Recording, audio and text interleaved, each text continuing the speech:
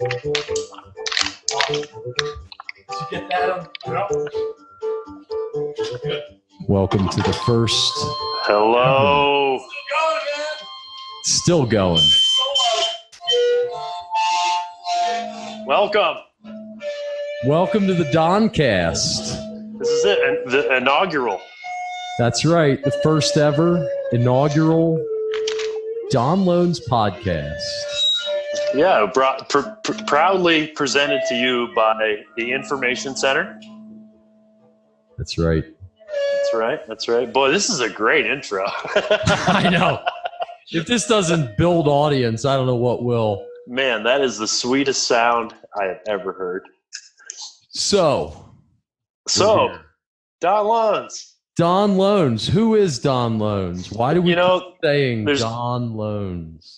There's been a lot of that in the media lately. Who is Don Loans? I mean, what is Don Loans? You know, we're gonna cover some of that tonight. You and I are gonna get into that. Who, why, where, what, how. These are the questions that people want to ask, and we're gonna answer them for them. We decided the time was right, that the world should understand where this Don Loans project came from, and give a little context to all of this music that we have produced. And most of it just hit out on compact discs. Yes, the old C to the D. But we're getting ahead of ourselves. Right, let's rein it in. Let's give our real names. I'm Chris Smith. I'm in Trinidad, Colorado. I used to be in Vermont. And I used to spend many hours aside this gentleman on the line in Bennington and central Vermont, and many locations with many a microphone. Yes. Jacob Snyder. My name's Jacob Snyder. I'm from Bennington, Vermont for the last, 15, 20 years, something like that. And but I've lived all over the state, as of you. And we have a recording cooperative between the two of us and songwriting cooperative that has gone on for the last 20 years, I believe. Is that correct? Yeah, your musical co-op. And it's just very interesting. So the intention of this podcast is to explain ourselves and answer the question, what were we trying to do at certain times? We've got a lot of albums to get through. Oh yeah, and the idea here is, with any luck, we're going to be able to do this as close to chronologically as possible. Right. Which, even for us at this point, based on the amount of years and the amount of material accumulated during those years, is a tricky task. Yeah, and feel free to check out the Don Loans Project YouTube channel, because everything that I can find is there. Which is Don Space Loans, capital D, capital L on YouTube. And if you want to keep up on this podcast, we highly recommend that you start there and go through the playlists and go through them, in order of date published, because that's how we're going to go through this podcast.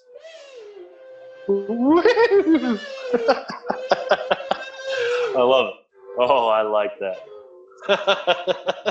Yeah, we're going to try to go chronologically, but there's going to be some tangents. Yeah, we're going to veer off here and there. Right. So it's going to be fun. Starting at the beginning. Well, let's introduce our first thing, This Week in Riveting. Right. We're going to have a regular segment called This Week in Riveting. This week, what is riveting? It's us. Right. And, should we, this is incredible content. Yeah. Should you and I talk about why we're doing this now? I think we haven't covered that. Go ahead. Yeah. This is all going to need to be edited, motherfucker. Nah. So I think we had been talking about something like this for a while, but given the current state of affairs, it seemed as good a time as any. And, a lot of people are stuck with nothing to do. Well, here's something better than nothing. And that's always been the Don Loans Project. So There you go. That's right. That's right. Keep up with us. If you want to hear the story of a musical companionship for the last 20 years, tune right the hell in. We're ready to talk to you. I want to, we want to talk to you. We want to talk with you. Let's get a dialogue going. I want to hear questions from the audience. I want everyone to ask all kinds of, interesting things so we can, get some definitive answers as much as we can on some things people really want to know about. Like, I had a guy text me today, said he wanted to know why the horse head in the Don Loans pitch. Oh, that's a great question. I didn't know what to tell him. We're ahead of ourselves.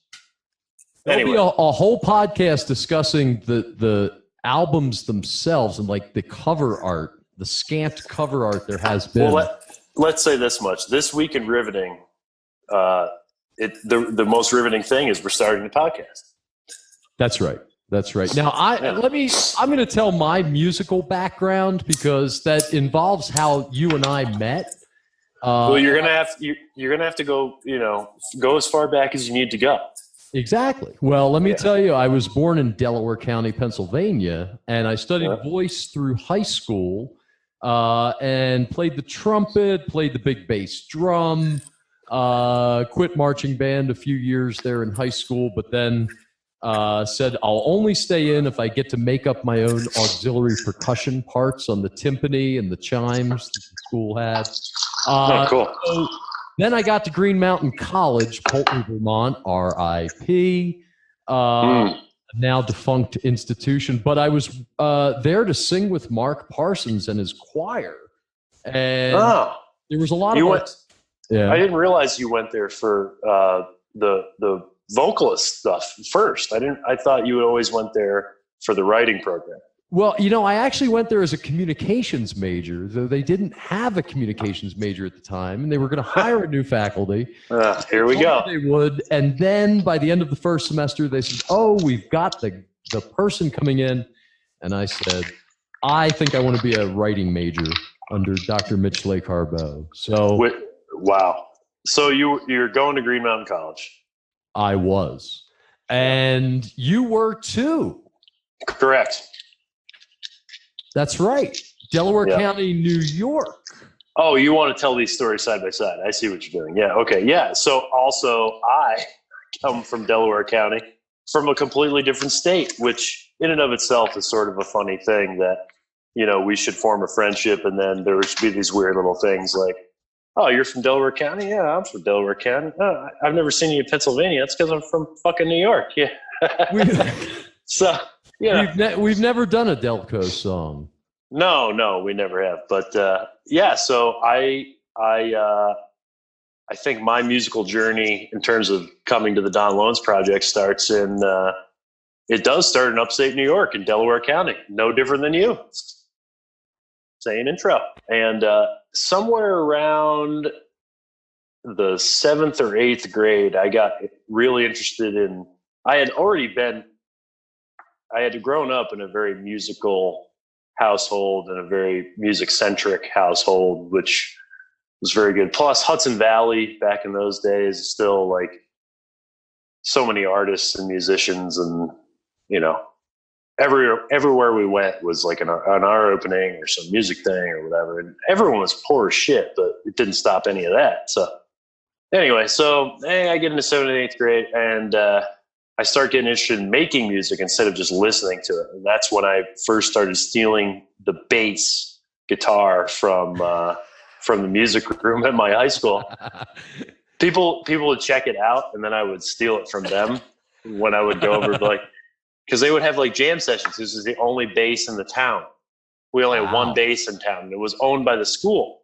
It was a Fender jazz bass, and you had to go to the school to put in the proper paperwork and rent it out and take it home. And it didn't come with an amp. You had to bring your own bass. I had to make an amp. That's how I first learned to play guitars and basses through the stereo. Yeah, me too. Yeah. So anyway, let's fast forward here. So I got interested in that, and I got an instrument. I think shortly before I made the decision to take instead of going through my final year at high school, I decided to take a program at Green Mountain College, which was an early admit program. Originally, it started as a private high school of their own, but they quickly closed that down. And Troy Academy. The Troy Academy. Yes, exactly. And so I signed up for that, and then they shut it down right after we gave them all the money. So, but they basically just molded that into early admit college. So I was fine. And we had already been coming to Vermont for a few years, but I ended up at Green Mountain College, and I'm trying to remember the first time you and I actually met. I'm not totally sure about that, but I think it was probably in Mitch Lake Harbaugh's writing class, creative writing class. I think you're right, but I remember distinctly standing in a circle of people outside of South Hall at Green Mountain College, which they even tore down South Hall. But I remember like first not in class interaction with you was there. Oh, really? And outside of where? Outside of South Hall. Yeah, because I was probably, like, it's probably a fucking fire alarm or something like that, and you were an RA or something. Oh, that's true. I don't know, but I do know that there were jams at South Hall, and I was very frustrated at Green Mountain College because I didn't have an instrument. Like I had never learned the guitar. You were always pretty decent at the guitar. Like you had your chops when you arrived at college, huh? No way, not at all. I actually am so fortunate to have been at Green Mountain College at that time because I essentially gravitated towards, and I know this sounds stupid, but it's like a trite thing to say, but I gravitated towards all the musicians and writers, like without question, immediately, as soon as I got there. You know, It was like one of those gut instincts, you know? Yep. And I got late 90s Green Mountain College, they'd introduced an interdisciplinary arts bachelor's, and it was a very fertile ground for creative people. It was super cool then. Yeah, no, we had some really interesting folks. I mean, you know, all the way from people who were pretty serious about what they were doing, all the way down to people just flat out wasting time. Right. And that's not a bad thing because those wasting time people can put on a fucking party. It's true. And most of them were from New Jersey, I think, or at least Jersey, Connecticut, Mass, Vermont, New York. I mean, they're from there's a guy there from Idaho. I remember. I mean, they're from everywhere. One of the first instruments I bought was a hand drum from Kevin Quinn. Which you still have. I still have. And he had drawn his initials on it, KQ, and then I drew a big bug on it. Nice. But I remember playing that in South Hall, and I remember having a harmonica and just acting like a wild man. I think South Hall deserves a little recognition here. So there was a program early in the 2000s, late 90s at Green Mountain College. They were one of the first places in the country to have a sustainable ag program. That's right. And it looked like the first in the country to have a sustainable ag program. But South Hall was where all those people stayed. And this was basically an old, some sort of old house, barn that had been turned into, these dormitories, and it was still sort of a house and still kind of a dorm, and it had kitchens on 2 floors, and it was the weirdest place you ever want to be. But how many people lived there? But they used to hold some good parties there, some good parties with good music. Right. So that's why we used to go. And I spent a lot of time there. I have still a lot of longtime friends that lived in South Hall that I met there. Mario Lanzalotta, Mikey Schaefer, there's a few others, but there were a lot of good-looking girls there too. I won't deny they were, but they were more into farming, so that's fine. Yeah, we were riding a wave. And then 2001, I graduated in May and moved up the road and ended up with a piano and felt like I had to learn chords on the piano because I needed an instrument to play. Where did you go after Green Mountain? Right after Green Mountain. Yeah, you and I sort of didn't see each other for a little minute there, like maybe almost a year, I think. Right. And then I was working in Rutland. So I had gone to guitar building school, and then I took a year off from college to do that, and then I came back. Don't laugh, man. Did you do any adjustments to that Fender bass back in high school? What, the one I own? Oh, the one from the school? Yeah. No, I wasn't even aware that you could do such things at that point. I didn't even know anything about that. I was just like, oh, look, it's a thing. That was about as good as I could get at that point. But no, at that point, it was like really more into just like, you mean you can make music? You don't have to listen to it? Like, right. You mean there's a choice? Like, and that was very empowering. So I got excited about that, which led, to going to Green Mountain in a way. Plus I was also been in this whole horse business forever. So, that sort of played a role in going to Green Mountain as well. I owned a horse at least up here before I ever went. And I don't want that to sound like some sort of privileged asshole, cause I worked my ass off for that every day that I left school to go work at the barn, and every weekend, all through my GMC career. But in any case, I have a feeling the Don Lone story will be riddled with your hard work. It's possible. And mine. I mean, after Green Mountain, I was working at Ritz Camera and Diamond Run Mall, and then decided about a year and a half Ritz later. Camera. Oh yeah, man. Diamond Run Mall. Ain't no more malls, bro. Ain't no more malls. So, Goddard College. All right, so let's keep going. So, you and I met each other at Green Mountain College. That's right. And we hung out at some parties, and we were around each other, and we had similar classes. You know what?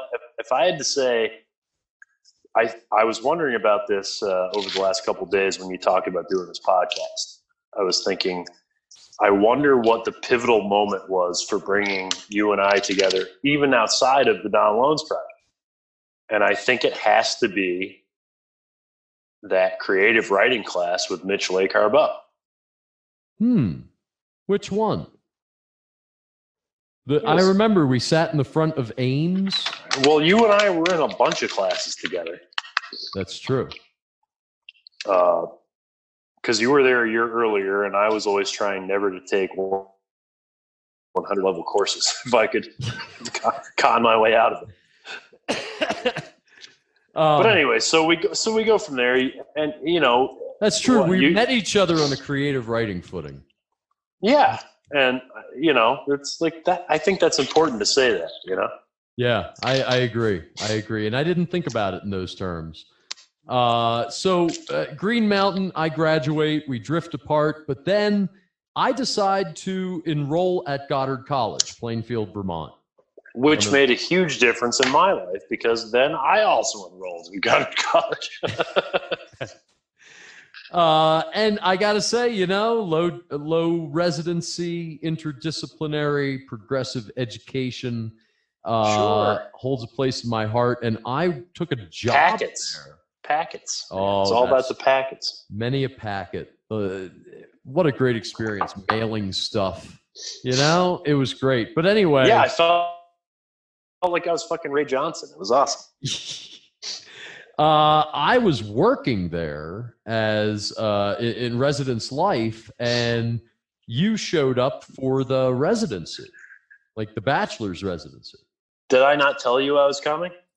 I think you did. Like I knew you would be there that week, and of course I thought I did. to do, but I knew I was super looking forward to hanging out with you because I remembered it was fun and we had so many laughs. We were the only like rejects from Green Mountain College too. No, for sure. That was a thing. I remember because like someone asked me one night, like at some drunken party when I was like playing the blues and the mandolin or something, they were like, "Aren't you guys from Green Mountain?" Yeah. No, we're from Green Mountain, man. Green Mountain's awesome. Yeah. Oh man. So yeah. So we got there. We made that, and that's what brings us to, you know, our first big achievement. How is it we even decided to like? We're talking about. I actually have a disc here. Let me tell you, I have a disc. Good. Facts are important. Let's see. Did you get that on?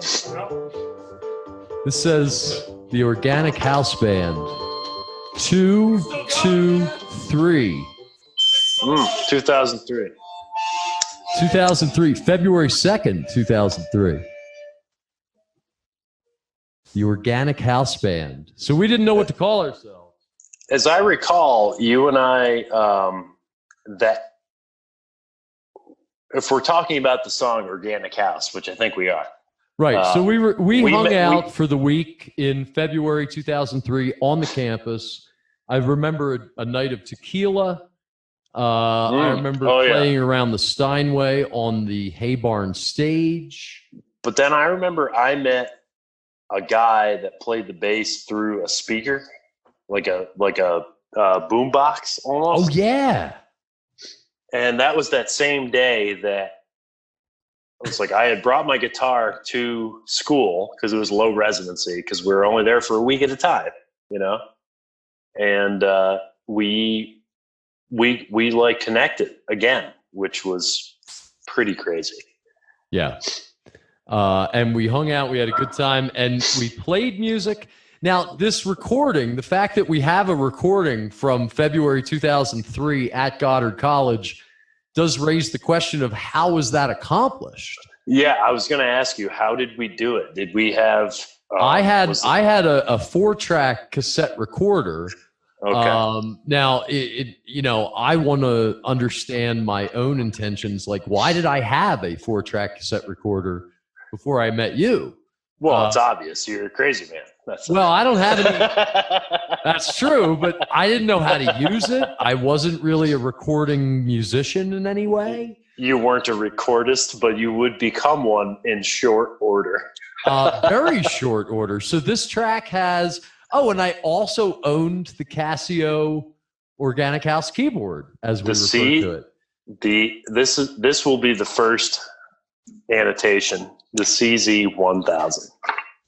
And this keyboard will make an appearance through every Downloads record of all time. At least the CZ family. You have the 1000. I have the 5000. Yeah, and I still have the cartridge for writing your own codes on it, which you gave to me, which is really cool. So like you can get on an MS-DOS setup if you can find one. Well, I can draw my own curves in my Atari. Oh, drawn curves in the Atari. So anyway, there's Casio CZ1000. We got a mic. We got some kind of mic. It's probably a Radio Shack mic. Right. It's probably a cheapo mic. Because I think I had mics too. I think I might have brought the mics. Yeah, you might have had mics. Exactly. I wonder, because I didn't remember having this much equipment. Because I had been recording in college as well. Like before that, like we made an album with Logan Smith, Gabe Ashley, and a couple other people, and then Joe Lurgio, formerly Joe O'Connor, and I made an album together. Nice. So we had been. It was like early days digital recording. Early days. These things belong in the public sphere, man. Yeah, I have them. You know, You can feel free to call up. I'll give you a copy. Feel free to call me, future man. Yeah, feel free to call me, future man. Been betting on NASCAR. Right? All right, so look. Almost every day. Yeah. What we're going to do now is play this original track on the original CD for you, the listening audience. So can we give a little more context to this first, though? Oh, and you know what else is on this? Because remember, we only had 4 tracks. So one was live with your guitar and the singing. One was synth. One was... And we record with shortwave radio. Yeah. Which makes a lot of fun in this track. It's just... And actually, I think it's the conductor of the track is the shortwave radio. Though we applied it later. No, man, we always played along to it. It happened right at the same time because it was just like funneling in. We had a mic on, a hot mic. Wow. And it just picked it up. So let's play. Are we going to talk over it or are we going to not talk over it? I think we should let the audience hear it so they don't have to go track it down. I'm going to put myself on mute. And why don't you do the same? Are you ready? All right. Well, hold on. I got to figure out how to do that. Hold on. It's popped or unpopped. How do I unpop it? You can just be quiet too. It works. I'll just be quiet. Play that track.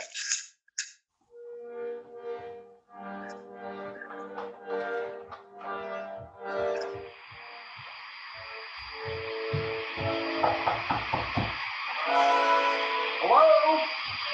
Hi. Hey, welcome to my organic house.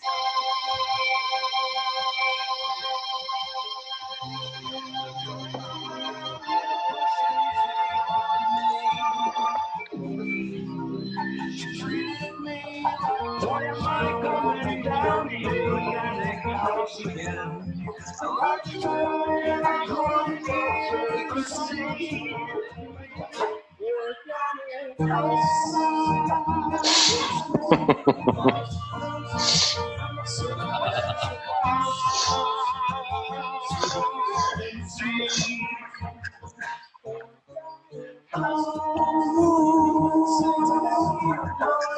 That's some oohing right there. Oh boy.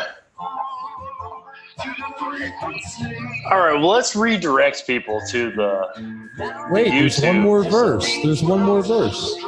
All right.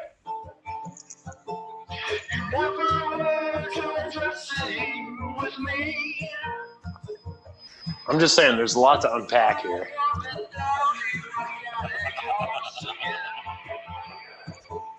Here's your ending.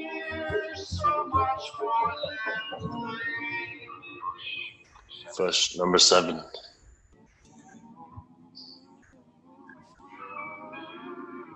Oh, once again. This is just me on the CZ whammy. The 1000, yeah. So good.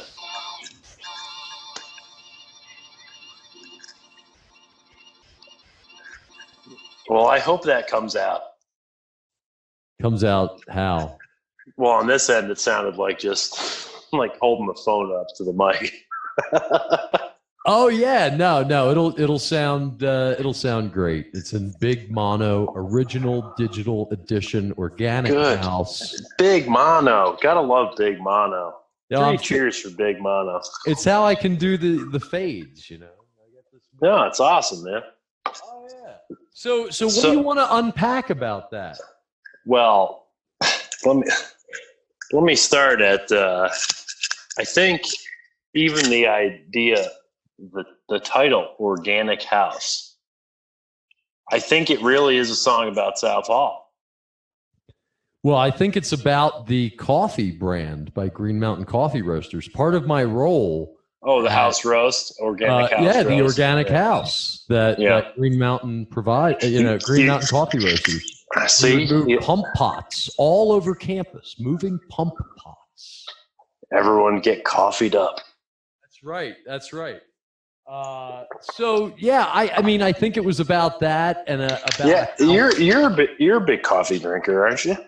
I've always been a big coffee drinker. I always right. See, I'm not. Like I probably haven't had a cup of coffee in 2 weeks. Wow. Good for you. No, not really. I bought imported tea. Iced tea? Iced tea. We have had some iced tea in here, but no, I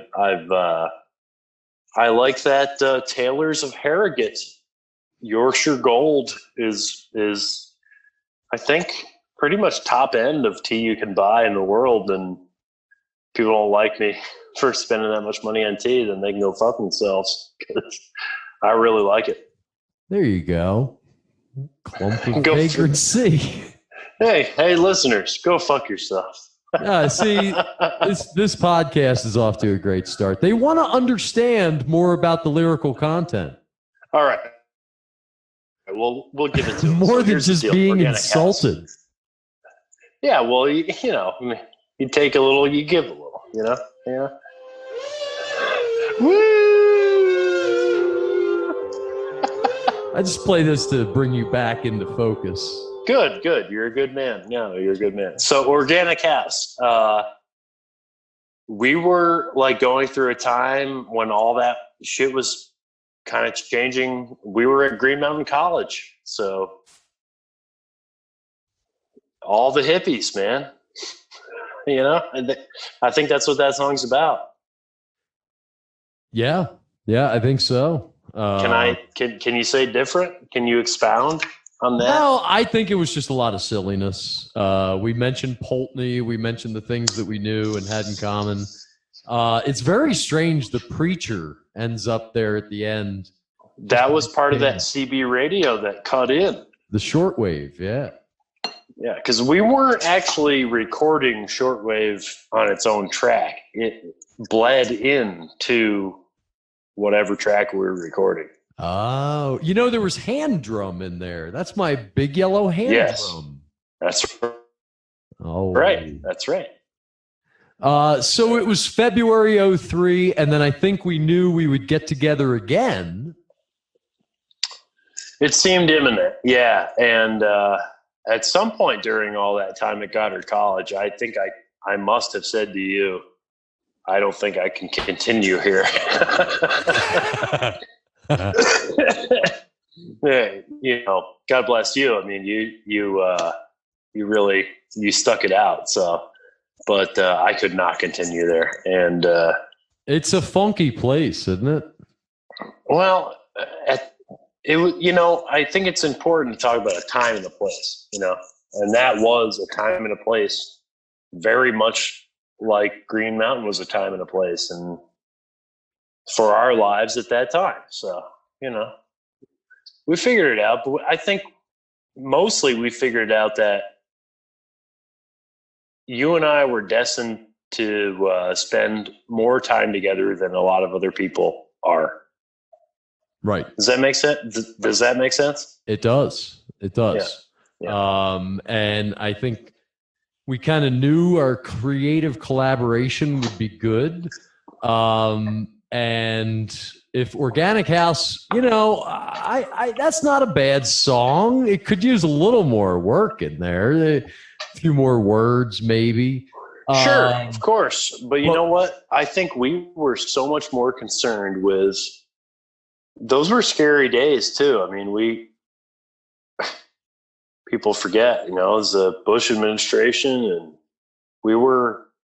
those were scary days. Like, not unlike today. So yeah, you and I, you know, we were operating at like, what is it we can do to do good for us? Right. And you know, I wanted to be working on my skills on the keyboard. You wanted to be playing the guitar, and using digital recording. I think we both knew that would be really fun. Well, it had just started too. I mean, right. We really, what did we get cool at it in 2003 or 4? Right. Cool Edit Pro. So then Cool Edit Pro. Peter Quiscar. We'll get to that, but that's a fucking callback for later. I think like what were we using? It was like Quartz Audio or something. I think for the song Organic House, I had showed up with I got a freeware version of some digital recording software that was Quartz Audio Master freeware. Right. And you had to totally debug your computer afterwards because when you downloaded it, it came with every virus that had ever been created. So, but you still got it. And I did that. I don't know, a little Windows PC that I had, and I think we kind of went to work. I always tried to have a laptop and an interface, you know? Right. And I was working on an MFA in creative writing, so I was spending all kinds of time at my desktop. And you were crazy with that for a couple of years. You had to get that done. Oh yeah, I've had a desktop. Oh man, since the mid '90s. I've had a desktop forever. I love having a desktop, but I got my first interface in like 2003. Was that the Emu? I don't know if I think it was the Emu. I spent a lot of money on a 4-channel Emu. Yeah. So the Emu years, man, we both had them. Right. Which they were really good. Yeah, you could do wave in or whatever it was. Oh my God, they had so many good shit. People don't know what we're talking about. But here, how about the next disc? Are you ready? All right. Are you ready for Answer in the Man? Well, I have this disc in hand, and it says September 12th, 2003. That's early. Well, remember the Organic House one was February 2003, so here we are in September 2003. So this would have been our next big get-together. Right, and it says Answer in the Man, Bennington, Vermont, Chris and Jacob, plus other stuff after. Oh, wow. Yeah. Cool. You ready? Yeah, throw it in. So the song Answer was, I believe, our first collaboration at your house. This was our first collaboration outside of the very first one we did anyway. Right. And the first time we were kind of in a studio and not on a campus or something. Right. But then like shortly after that, you ended up at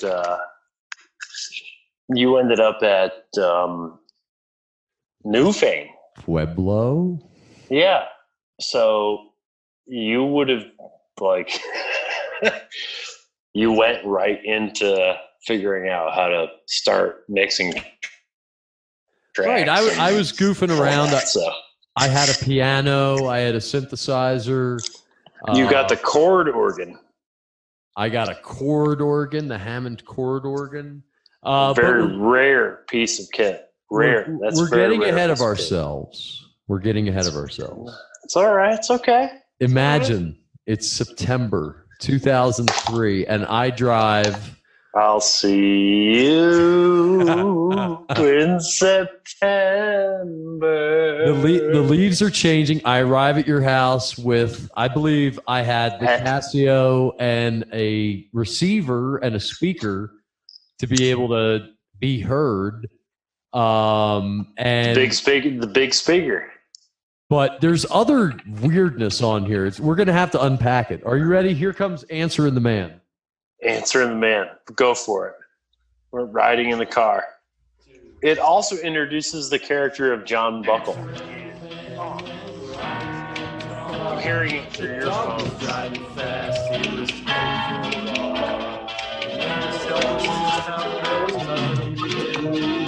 the dog was in control, and they lived and this is what they do. Answer drives the car, and doesn't shake.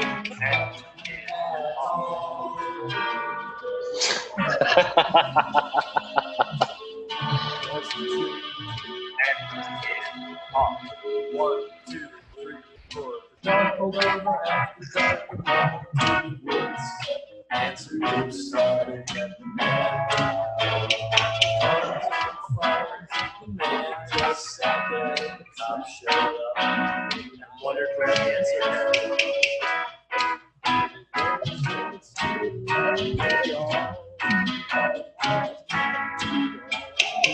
Where answer go? The cops. Oh my gosh.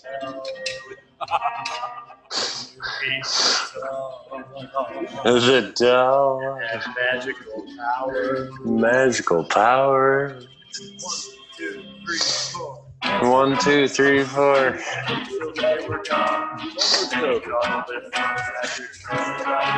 This is awful.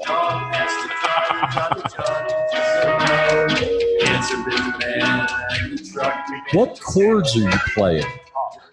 What chords are you playing?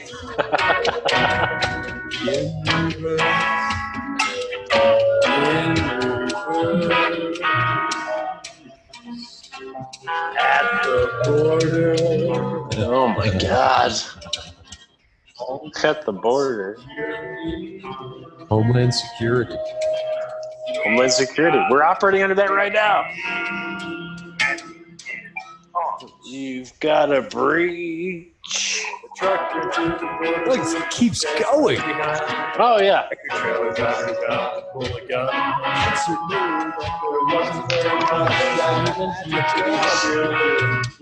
Well, I think that's the big thing about the DLP. Hold on. I haven't heard this in years. Wait a minute.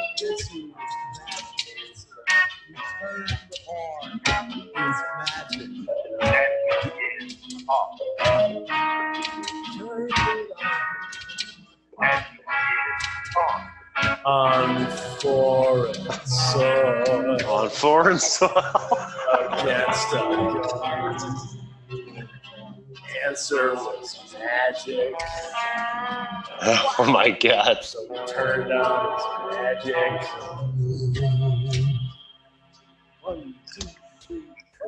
John went to shoot the dog. 2, 3, 4. Answer uses magic to turn himself to red. So the dog is magic. I forgot that. Unquestionably.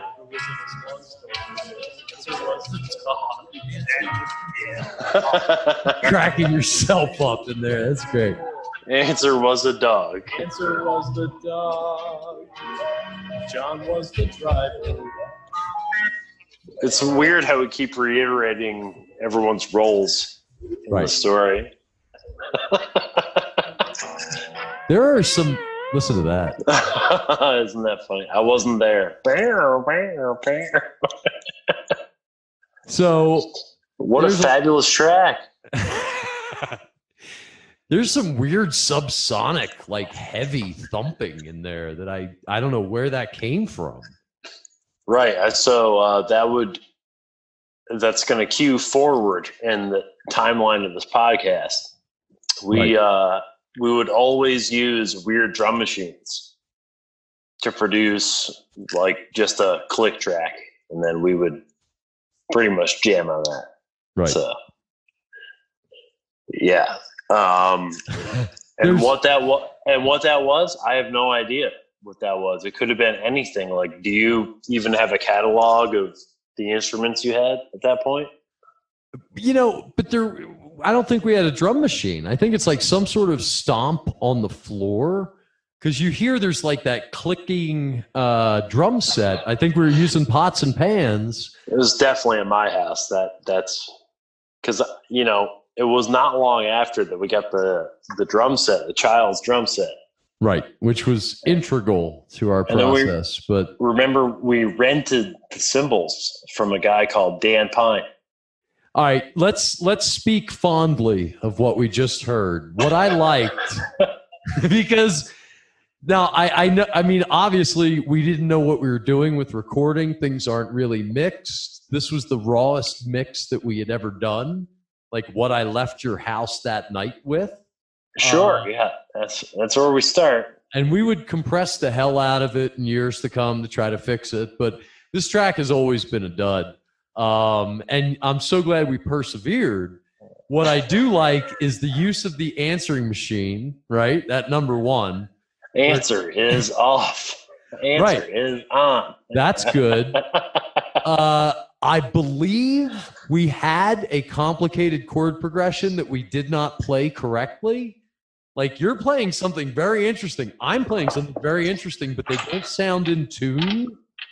Well, I think we had some issues when we tried to share this thing back in those days, and you got fucked up on your sharing. That's what I always thought.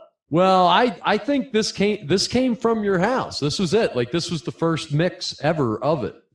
I know, and I think I screwed it up. So. Oh, that's okay. That's okay. I mean, it. There's something interesting there, and I like that we would stop and break the tempo and go one and yeah. Yeah, our idea was good. The execution, we had no idea what we were doing. You know what? We were in a good place at that time. I mean, what? Why did we even decide to do it? Right.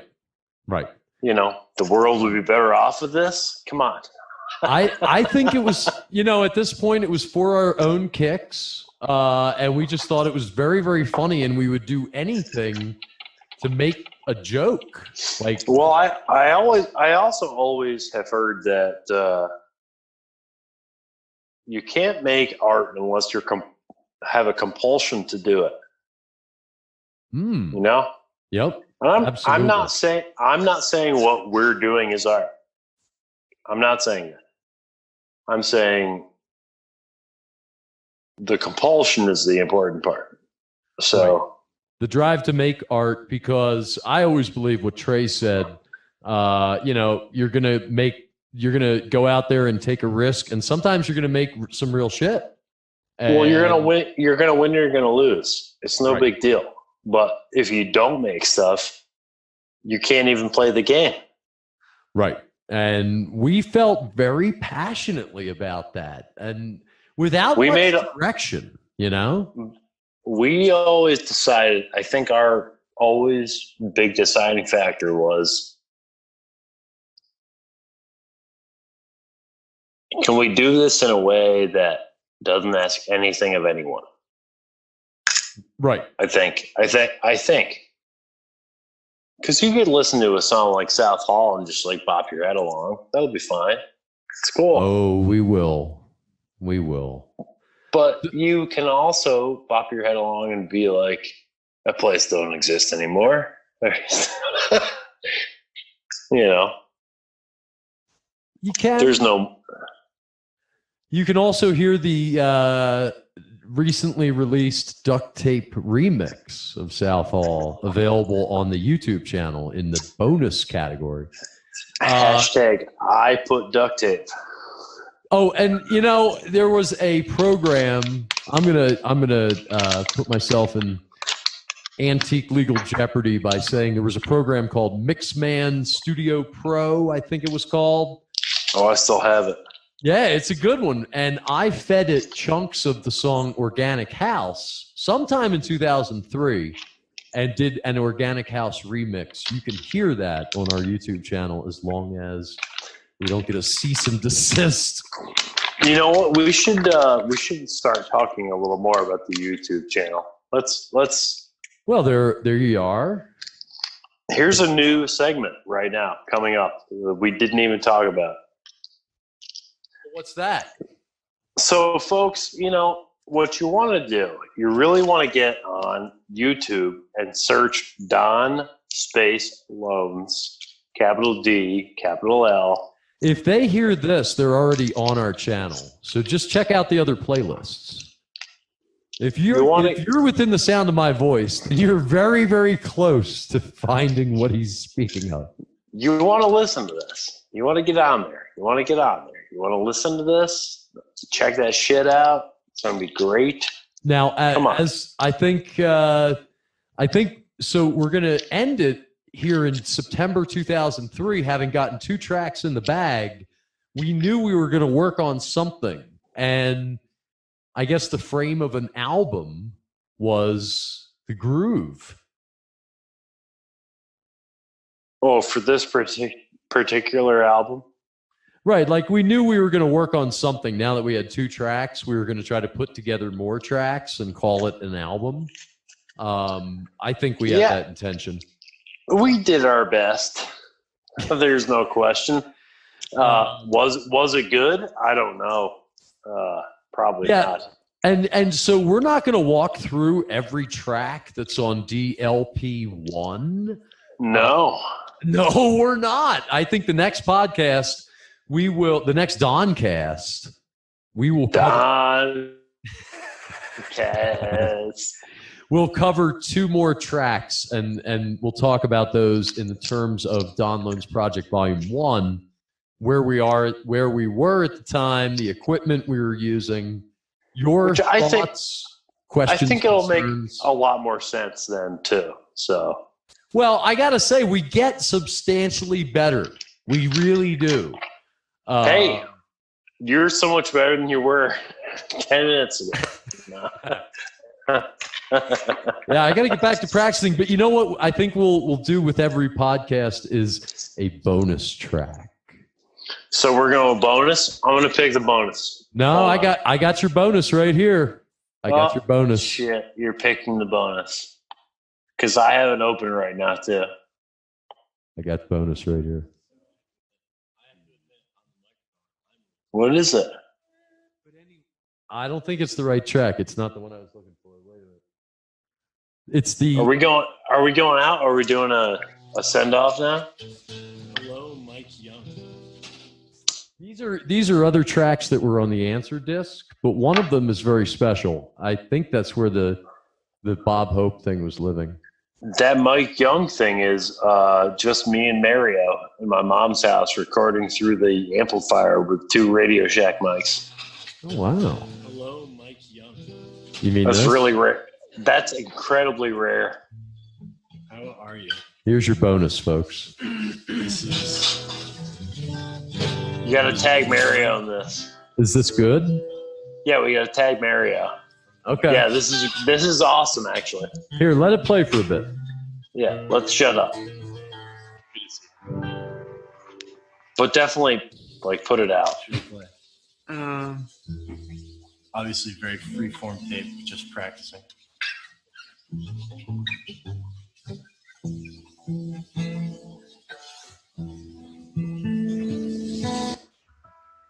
can sing very quietly if we want to.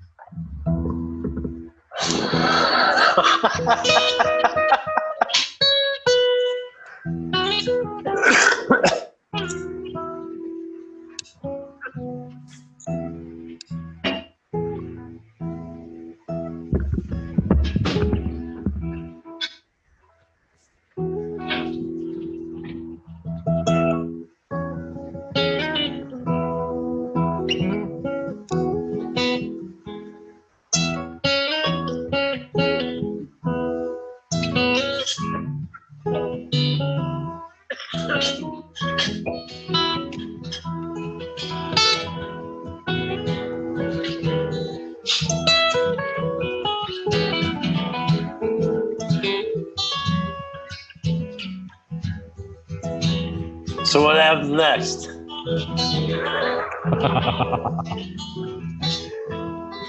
You had enough of this? Yep. Now tell me again who's playing and where that was recorded. You and me and Bennington. That right there? No, that was not you and me. That was the Hello Mikey Young track. Oh, me and Mario. There you go. You and Mario, and was there a third person? No, it was a taped mailing to a dude in New Jersey who has been dead for 20 years. So. Wow. Yeah. So there you go. There you go. Well, I think that concludes this first initial episode. Doncast. The story of the Don Lones Project. I'm Chris Smith, Jacob Snyder. Always fun. Hey, man, I'm always here. It's still going, man.